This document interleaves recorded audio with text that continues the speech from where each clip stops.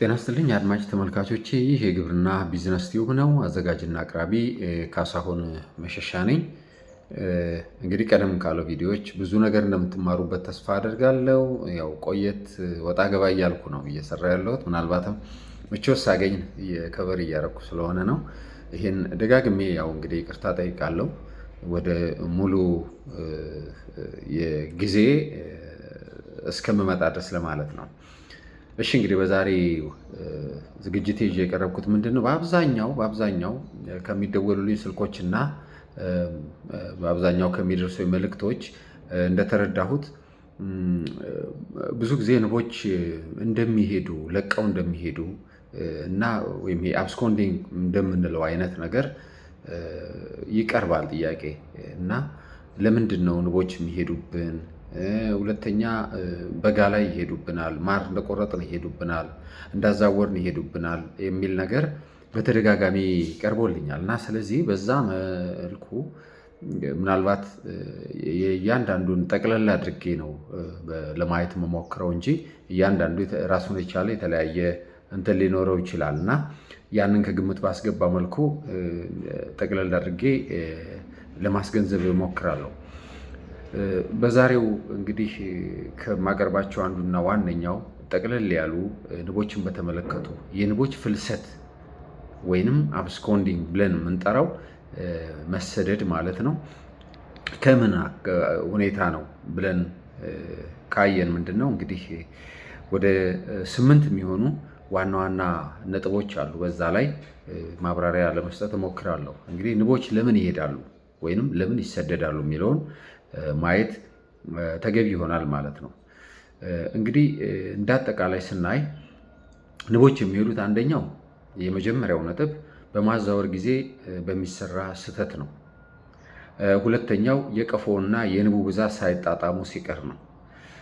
ሶስተኛው ወቅቱን ያልጠበቀ ወይም እንክብካቤ የጎደለው አይነት ማኔጅመንት ካለ ወይም ደግሞ እዛ ላይ ለምሳሌ ወቅቱን ሳንጠብቅ የምናዛውር ከሆነ ወቅቱን ሳንጠብቅ ማር የምንቆርጥ ከሆነ የምንደርብ ከሆነ ንቡን ሌላ ድካም ስለምናጋልጠው ንቡ መሄድን ይመርጣል ማለት ነው።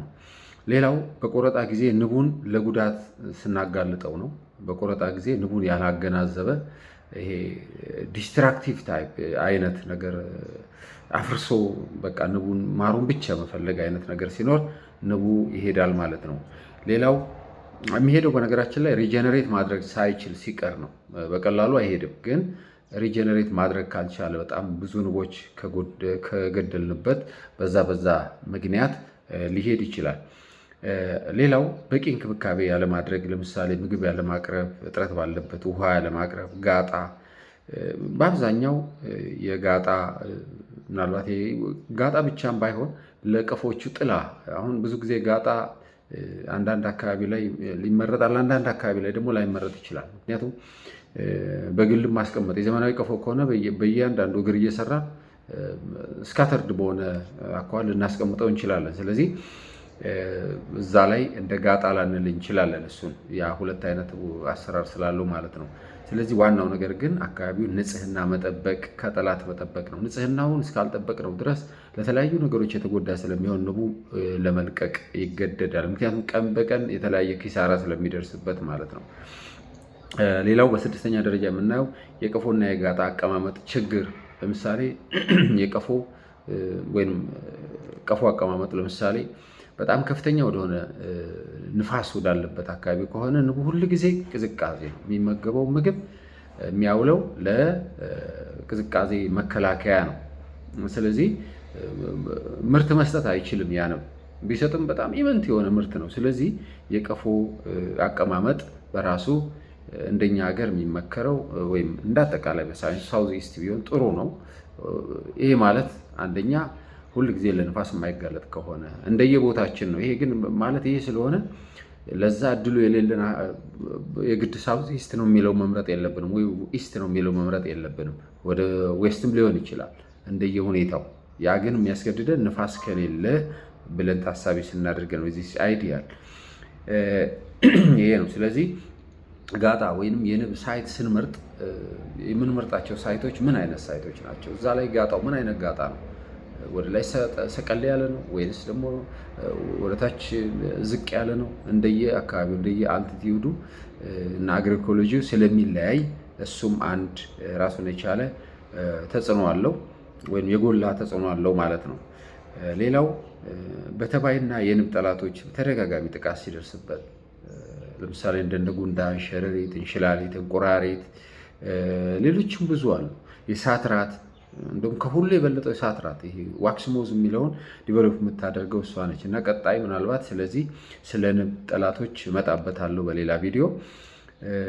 እነዚህ ቀላል የማይባል አደጋ ስለሚያደርሱበት ንቡ ላይ ንቡ በቀላሉ ትቶ መሄድን ይመርጣል።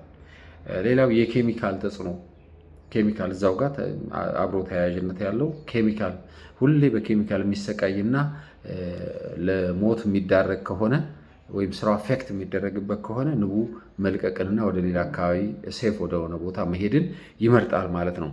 በስምንተኛ ደረጃ በተደጋጋሚ ቀፎውን መተንኮስ፣ መንካት፣ መረበሽ፣ መጮህ፣ ጫጫታ፣ ግርግር፣ አካባቢው ላይ ሰላም መንሳት ካለ ንቡ ለአግሬሲቭነስ ወይም ለኃይለኝነት ሁል ጊዜ ኃይለኛ እየሆነ ተናዳፊ የመሆን ባህሪ ይኖረዋል ማለት ነው። ስለዚህ አስፈላጊ ሆኖ ቀደም ባለው ቪዲዮ እንዳስገነዘብኩት የውስጥ ምልከታ ሁለት አይነት ምልከታዎች አሉ። የውጭና የውስጥ ምልከታ በሰፊው ለማየት ሞክሬያለሁ። ምናልባት እዚህ ላይ መድገም የምፈልገው ምንድን ነው፣ የውስጥ ምልከታ ወይንም ቀፎውን ከፍተን ኢንተርናል ኢንስፔክሽን በምናደርግ ጊዜ መጠንቀቅ ያለብን አስፈላጊ ሆኖ ሲገኝ ብቻ ስናምንበት ነው የምንከፍተው።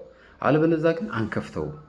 ብዙ ጊዜ የምንከፍተው ከሆነ አንደኛ ንቦች ያልቃሉ፣ ሁለተኛ ደግሞ ምንድን ነው የሚሆነው፣ ንቡ ለተደጋጋሚ ንዴትና ለማይሆን ነገር ይጋለጣል። ስለዚህ በተደጋጋሚ ትንኮሳ ከበዛበት ንቡ ለቆ ይሄዳል። ጫጫታም ግርግርም በተመሳሳይ ማለት ነው።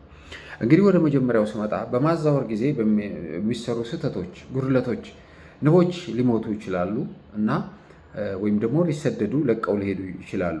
ያ ማለት ምንድን ነው? ንቦች እንግዲህ በተፈጥሯቸው ለምሳሌ አንድ ንብ እንጀራውን የምንሰፋለት ከሆነ እንጀራውን ስንሰፋ የእንጀራው ከዘመናዊ ወደ ከባህላዊ ወደ ሽግግር ወይም ከባህላዊ ወደ ዘመናዊ በምናዛወር ጊዜ ኢቭን ፍሮም ትራዲሽናል ቱ ትራዲሽናል ስናዛውር በራሱ የቀፎውን አቀማመጥ ማየት አለብን። እንጀራው ከላይ ለምሳሌ ችን አንዲት ወረቀት ብናይ ንቦች ከላይ እንደዚህ አንጠልጥለው ነው የሚሰሩት ብለናል። ቀፎ ላይ ይሄ እንጀራው ነው።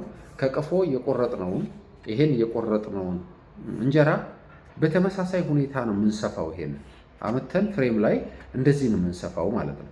እንደዚህ እንሰፋለን እንጂ ይሄን ገልብጠን እንደዚህ መሆን የለበትም፣ ወይም ገልብጠን እንደዚህ ማድረግ የለበትም። ስለዚህ እንደዚህ አድርገን በተመሳሳይ እዛኛው ቀፎ ላይ በነበረበት ሁኔታ መልሰን ምን እናድርግ ይገባናል? መስፋት ይገባናል። ከዛ ትሪሚንግ ዳርዳሩን እንቆርጣለን። በቀፎ ሼፕ እናደርገዋለን፣ በፍሬማችን ሼፕ እናደርጋለን። በዛ ጊዜ እንዳይጠፋብን ምልክት ማድረግ ያስፈልጋል። ስለዚህ ብዙ ጊዜ በሚገለባበት ሰዓት ንቦች ለቀው ነው የሚሄዱት ማለት ነው። ይሄን ከግምት ማስገባት ያስፈልጋል።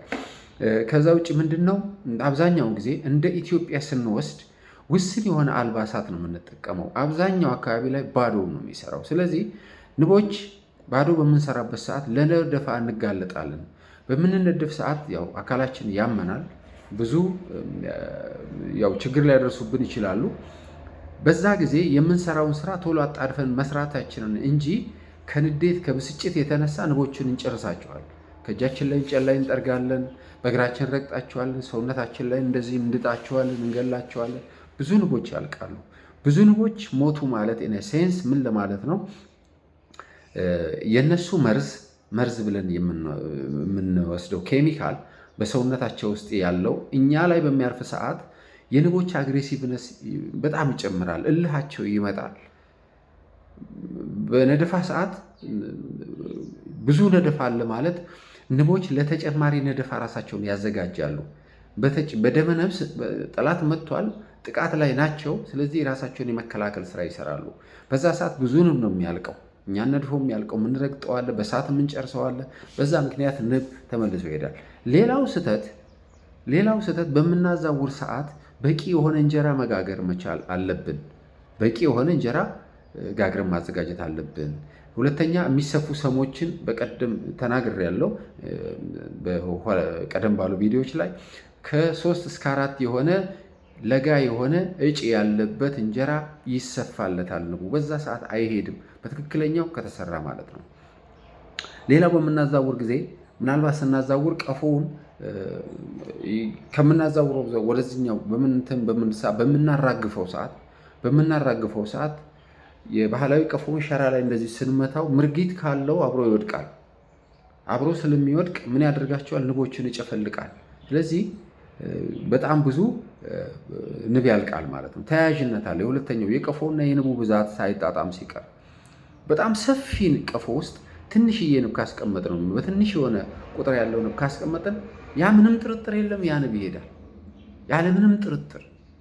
ምክንያቱም ንቦች መገንዘብ ያለብን ነገር አለ። ይሄ ባዮሎጂካሊ የሚታየው ነገር ንቦች አንድ ንብ ራሷን ለመተካት የሰራተኛ ንብ እድሜዋ 42 ቀን ነው፣ በ21 ቀን ነው የምትደርሰው። 21 ቀን ደግሞ ተመሳሳይ የቀፎ ስራ ነው የምትሰራው። ዘኔክስት 21 ቀን ደግሞ ፎሬጂንግ ነው የምትሰራው። ስለዚህ ያ ደረጃ ሳይደርስ ንቡ የሚሄድበት ምክንያት እድሜያቸው ያልደረሰ ንቦች ወደ ፎሬጂንግ ይወጣሉ፣ አካላቸው ያልደረሰ ንቦች። ስለዚህ አንደኛ ማስላቸው በደንብ ስትሮንግ አይደለም፣ ላባቸው የመበጣጠስ እንትን ይገጥመዋል። ስለዚህ በቀላሉ ለመሞት ይጋለጣሉ፣ አይመለሱም አብዛኛዎቹ።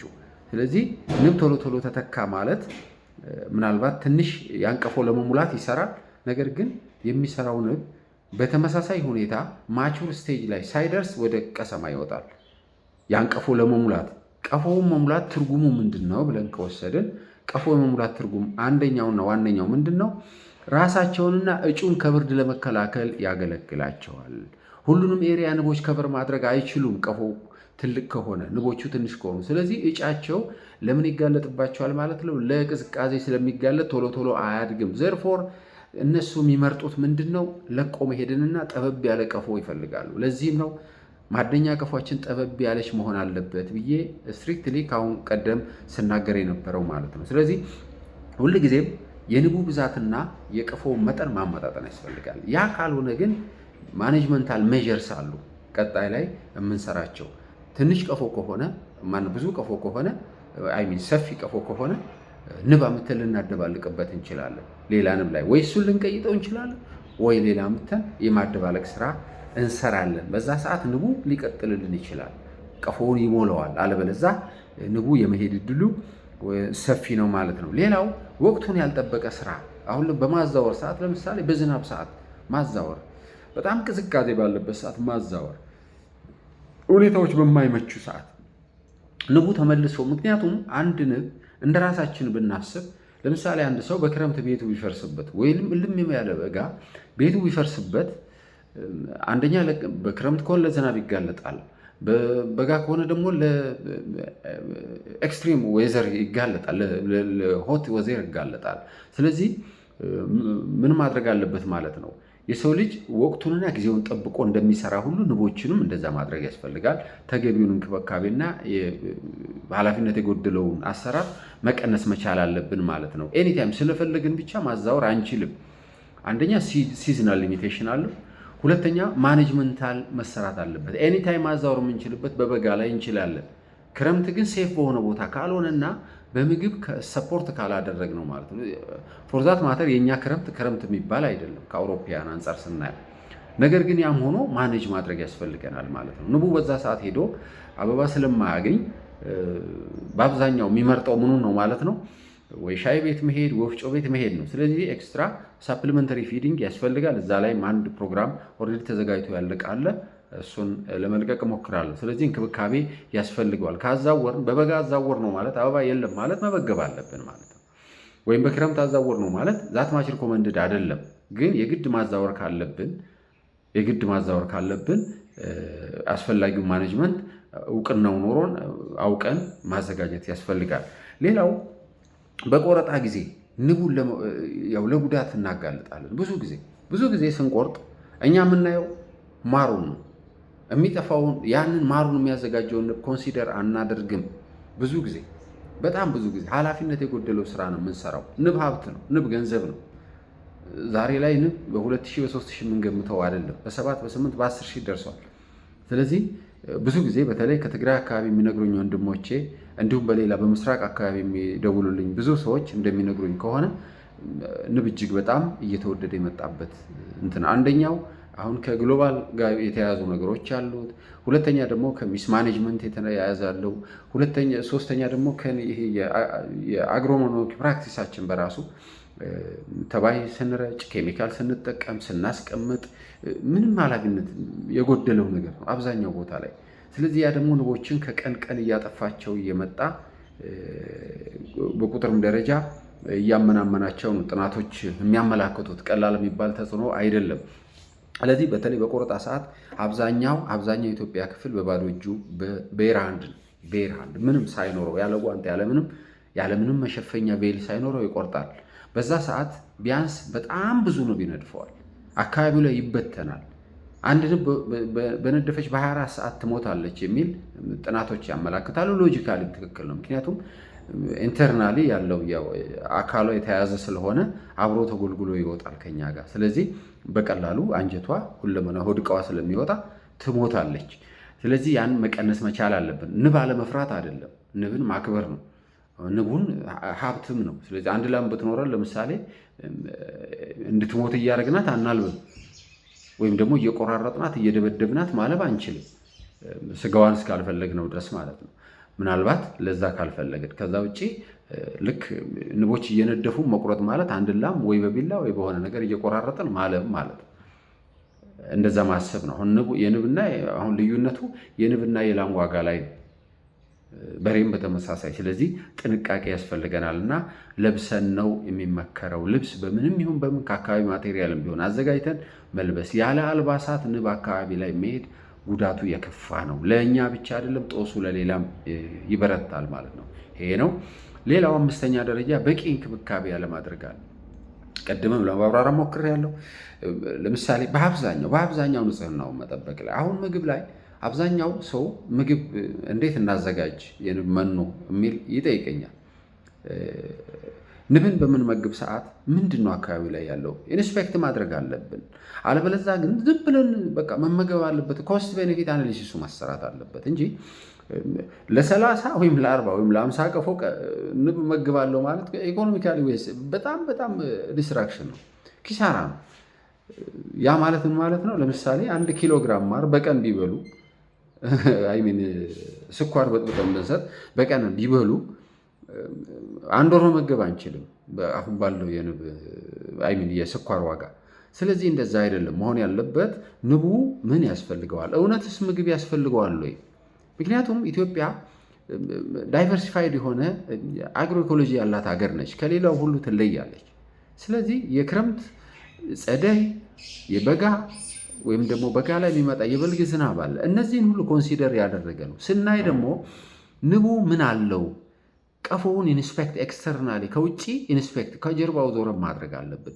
ያን በምናደርግ ሰዓት ንቡ ባዶውን የሚገባ ከሆነ አካባቢ ላይ ውርውር የሚል ከሆነ ምንም ስራ ከሌለው ምንም የሚያመጣው ነገር ከሌለ በዛ ሰዓት ምን ያስፈልገናል? ለንቡ ምግብ አዘጋጅተን መመገብ ያስፈልገናል ማለት ነው። እንዴት እናዘጋጃለን? ቀጣይ ላይ እመጣለሁ።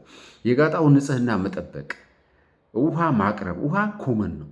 ቢያንስ 50 ሜትር ላይ ቢያንስ ሪኮመንድ የሚደረገው 50 ሜትር ርቀት ምስራቅ ሊሆን ይችላል፣ ምዕራብ፣ ሰሜን ሊሆን ይችላል። ከቀፎ 50 ሜትር ውሃ ቢኖረው ይታሰባል፣ አይዲያሊ ሳይት ሴሌክት ስናደርግ። ነገር ግን ከሌለ ምን ማድረግ አለብን? ውሃ አዘጋጅተን ማስቀመጥ አለብን። ውሃውን የምናስቀምጠው እንዴት ነው? በእቃ ላይ ቢመከር ሸክላ ላይ ካደረግነው እዛ ሳር መነስነስ በላዩ ላይ ያለብን ውሃው በዛ ላይ በሳሩ ላይ ሄደው ነው ውሃውን መውሰድ የሚችሉት ማለት ነው። አለበለዛ ግን ይዘፈቁና አብዛኛው ንብ ያልቃል።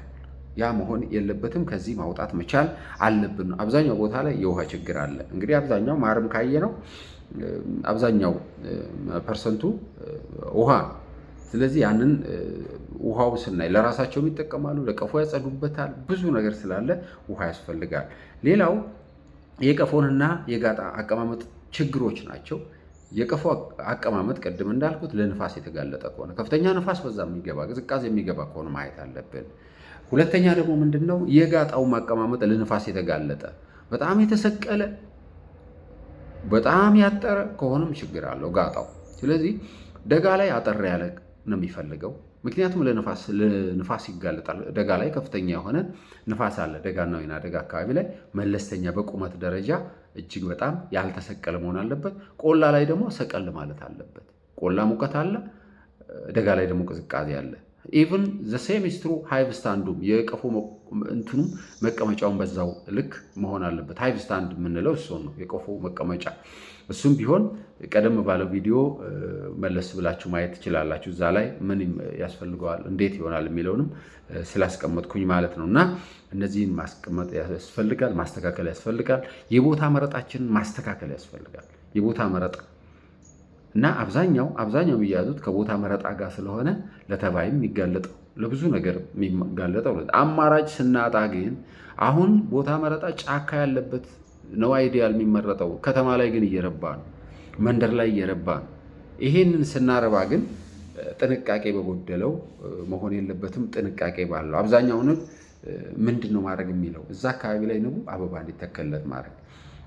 አበባ ካለው ንቡ የትም አይሄድም፣ እዛው ላይ ይውላል። በተወሰነ መልኩ ደግሞ ርቀት ላይሄድ ይችላል ማለት ነው። ሌላው ወደ ሰባተኛው ላይ ሲመጣ ደግሞ በተባይና የንብ ጠላቶች በተደጋጋሚ መጠቃት። ጉንዳን ለምሳሌ ቁጫጭ፣ እነዚህ ጥቋቁር ቁጫጮች አሉ። ጉንዳን አንድ ከመጣ በማስ ነው። ስለዚህ ከንቡ ቁጥር በላይ አክቹዋሊ ጠንካራ ኮሎኒ ካለ የተወሰነ ሊመክት ይችላል። የተወሰነ ምናልባት ሊሟገትና ሊከራከር ይችላል። ነገር ግን ከጉንዳኑ ቁጥር ጋር ማች ስለማያደርግ ወዳውኑ ይለቃል። ጉንዳን ሲበላ ግን ንቡንም እጩኑ ነው የሚበላው። እጩን እያጋዘ ወደ ጉድጓዱ ነው የሚወስደው። ስለዚህ ንቡን ቶታሊ ዲስትራክት ያደርገዋል። ንቡ ለቆ ይሄዳል። ቁጫጭን በተመሳሳይ አንድ ጊዜ ከገቡ ቀፎ ውስጥ ነው እንደ ሳጥን ነገር ይሰራሉ። በአፈር እያመጡ እዛ ውስጥ ይገባሉ። በቃ አይወርዱ።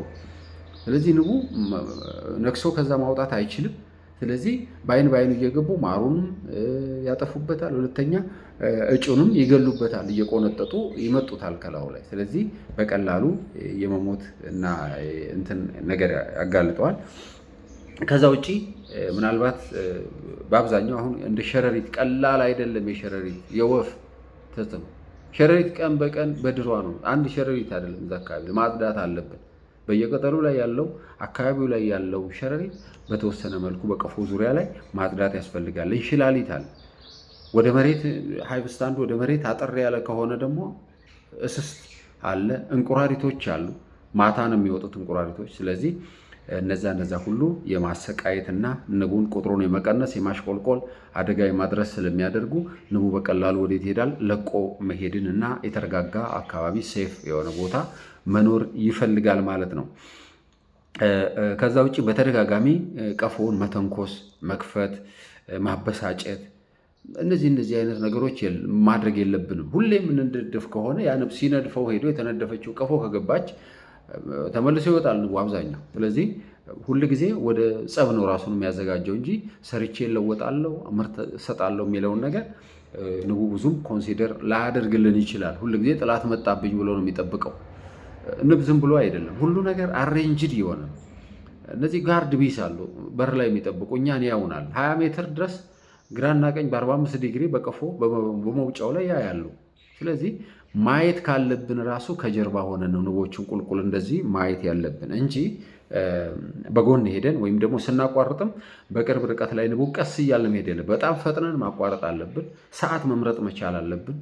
በጣም ንቡ ወደ ቀፎ በሚሰበሰብ በጣም ጠዋት ወይም ከሰዓት እንደዛ ካልሆነ ንቡ ለጸብና ለአንዳንድ ነገሮች ምክንያቱም አካባቢውን ሴፍ ማድረግ ይፈልጋል። ጋርድ ቢስ ያስፈለጉት ለዛ አካባቢው ላይ የሚንቀሳቀስ ለንቡ ሕይወት አደጋ ይሆናል ተብሎ ያሰቡትን ነገር ያጠቃሉ። ስለዚህ እነዚህን ከግምት ማስገባት ያስፈልጋል።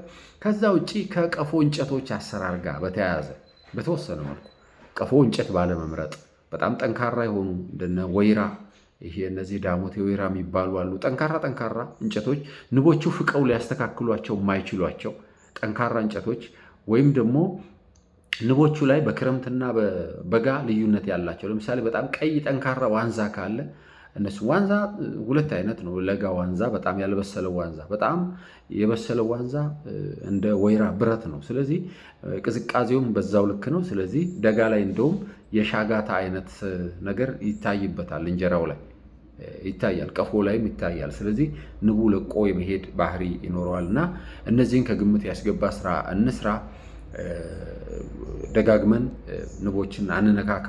ማቴሪያል የተባሉትን ነገሮች በሙሉ ተግባራዊ እናድርግ። ከዛ በኋላ ንባችን በምንፈልገው ልክ ምርት ሊሰጠንና ሊቆይልን ስለሚችል ይሄን ከልብ እንግዲህ ትረዱኛላችሁ ብዬ ተስፋ አደርጋለሁ። ላይክ፣ ሼር እና ሰብስክራይብ አድርጉ። ያው ለሁሉም ቢደርስ ጥሩ ነው። ኢትዮጵያ እንግዲህ ብዙ የንብ አንቢዎች ናቸው። ከ10 ሚሊዮን መንጋ በላይ አላት ተብሎ የሚገመት ሀገር ነች። ስለዚህ ይነስም ይብዛም አንድም ትሁን ሁለት ቀፎ ያለው ሰው ይሄ ምክር ቢደርሰው የተሻለ ራሱን ይቀይራል፣ ቤተሰቡን ይቀይራል።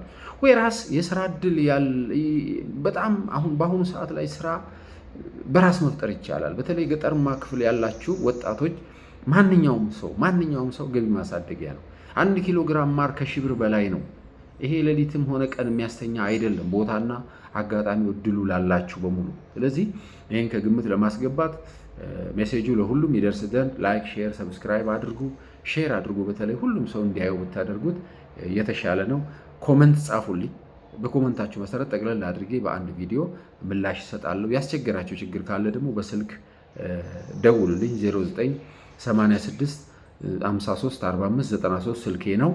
ያው እንግዲህ በስራ ሰዓት ላልመልስ እችላለሁ፣ ግን በተደጋጋሚ ሞክሩልኝ፣ እደውላለሁ። እኔም በተቻለ መጠን ደግሞ አድሬስ ለመደራረግ እንሞክራለን። ያው ይሄ እንግዲህ ያው ፕራይቬሲን ጠብቆ ነው እስከ ምሽቱ 1-2 ሰዓት ድረስ። ከዛ በኋላ ያው የኔም ፕራይቬሲ ስላለ አንዳንዶቻችሁ ተደውላላችሁ፣ እንግዲህ አነሳለሁ፣ ግን ያው አንዳንዴ መጨናነቅም እንዳይፈጥር ብዬ ነው። ስለዚህ አመሰግናለሁ። ለቀጣይ በሌላ ቪዲዮ እመጣለሁ።